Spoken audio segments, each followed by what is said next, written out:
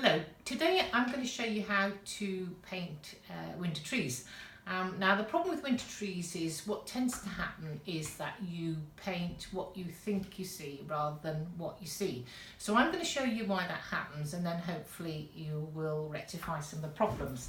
So let me first of all show you what you tend to draw as a child. So here we are, triangle drawing. That's fairly typical of what you draw as a child, which has got this huge big trunk and itty bitty branches. That gets imprinted on your brain, and that's what you keep seeing when you look at trees. Now let me show you why that's wrong.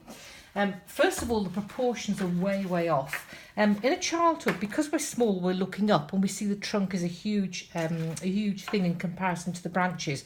In reality, the trunk is only about a fifth or quarter of the whole tree. So you've got this huge amount of foliage in actual life, and also you've got the foliage which goes that way. This proportion here is also much bigger than what you would think it is. So there we are, you've got this huge portion of foliage. So that's the first thing. Now because you see these branches as straight, that's what you're looking for. So you tend to draw branches like this. Can you see they're all pretty straight and nothing overlaps. Now if you look at a tree in real life, now let me show you, if we can pull in very quickly, let's do something that it's goat's willow. Now you look to see what the branches do. For a start, they cross over each other and you get these really very interesting negative shapes. Something like that, and that's what you've got to look out for with trees. So not that we'll put that in the bin. This is what you're looking for, these lovely sort of loops and holes and negative shapes. So if I take you back to this tree, and I've written it all here so you can refer back to it. So you've got to be very careful of the proportion of the foliage to the trunk, and bearing in mind the width of the foliage is also huge. Look out for these negative shapes which are here. Don't try and straighten the trunks and the branches. And something which a lot of people forget, you've got to have some of the branches which come out of the front of the tree. Now can you see that there? This branch here, it comes out there. They don't all just come out the side. If you have all the branches coming out of the side, you lose that three-dimensional effect. And also I'm going to introduce you in a minute to this brush, which is for the small branches, and this is called a rigger brush, and you use it in a particular way.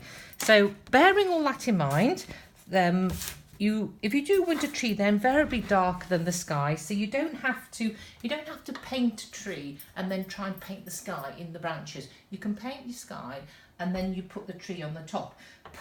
Sketch in with a pencil the basic shape. So here we are, there's my basic shape of tree. I've been very careful to look out for some of these little loops and holes and negative shapes, and I've got some of the branches that are coming in front.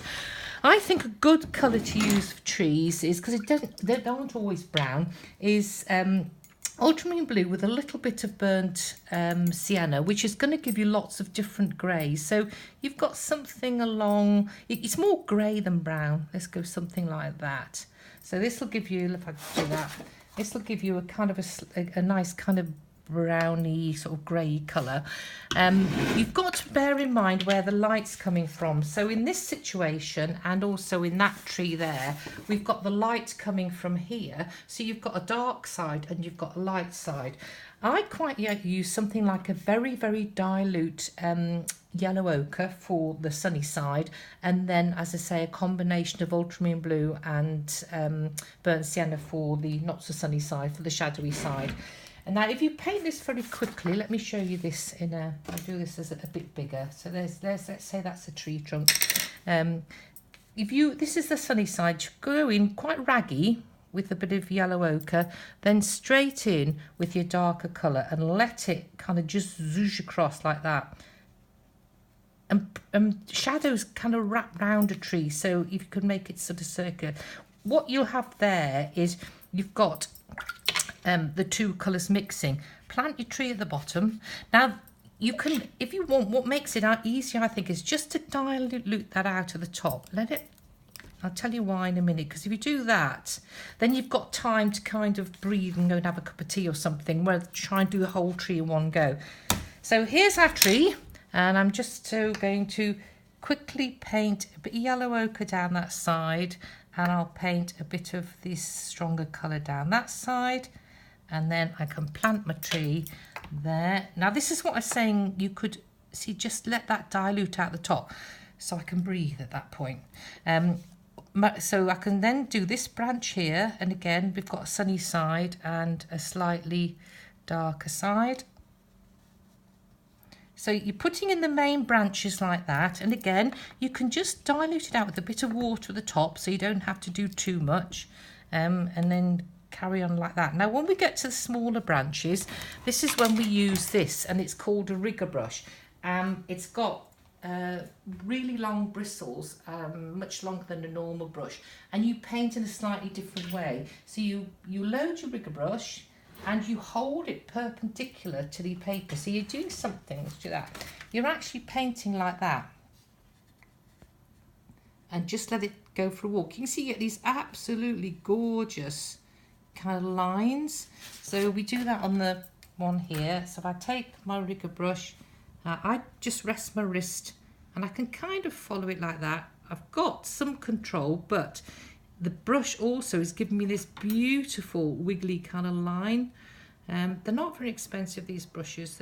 You see my hands, even look, see I've got a nice shaky hand, which is even better. So you've got something along those lines. Trees in the distance, you do slightly different, and I've covered that in a previous video. If you look at video number 6, that shows you trees in the distance. But that, and I could sit and play with that for hours. So that, at the point where the foliage is getting short, when the foliage is getting light, you can't really show light and dark, so you can pretty much paint with the ultramarine blue and the burnt sienna. So there we are, winter trees. Go and have a go. I want you to go outside now, and I want you to look at a tree, and I want you to see the tree as it is, rather than what you think it is. Have fun. Bye.